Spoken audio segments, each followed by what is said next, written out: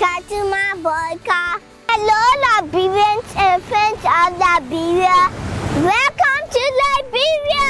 Madam President of Africa, Layman, Nawoka, calling all the women, every single woman, mother, auntie. The role of women can never be underplayed in Liberia's history. You see, prior to women such as our First Lady, Madame Kartumu Boakai, there were other women that really played a significant role in early Liberia's history.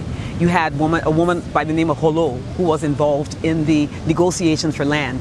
You had Philippa, who died right before the Africans were repatriated back onto the Liberian soil. Today we have our First Lady, Madame Kartumu Boakai, who we are very proud to call our own and very proud to have as the mother for our country, as she is working on her project for women in Totota.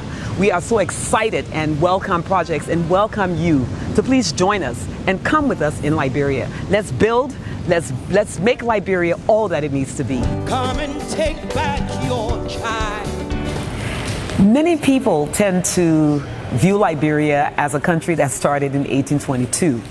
You see, prior to 1822, Liberia formed part of what is known as the Windward Coast, which is also formed by Sierra Leone and Cote d'Ivoire, which are along the coastline. And the peoples that lived in this region were very industrious people. And we were also known as the Grain Coast, indicating that we were, an area where you had lots of the pepper, what we call the Melageta pepper.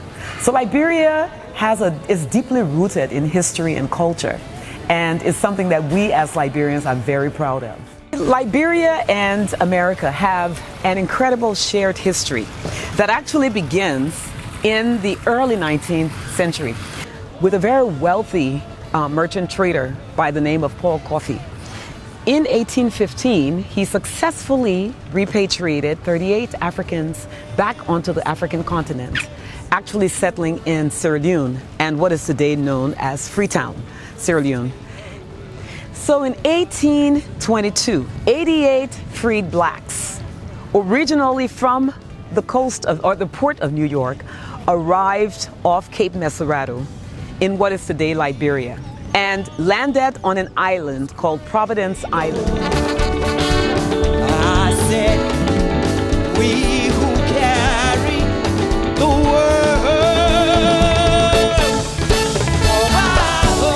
Hello everyone, we are on the Providence Island. In 1822, 88 free blacks from America landed here, joined and lifted to build Liberia.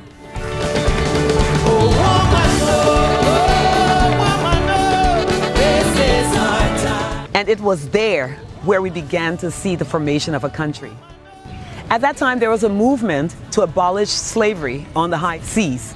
And so what you saw happening was those repatriated Africans that had come from the US, that had come to Liberia, joined with the natives that were already in Liberia onto the high seas along with the British, and ships that were being taken into the Americas carrying slaves were intercepted, and those slaves on that ship were freed and brought back to the Liberian shores, and they became a part of the building of Liberia. And then there's another twist to that.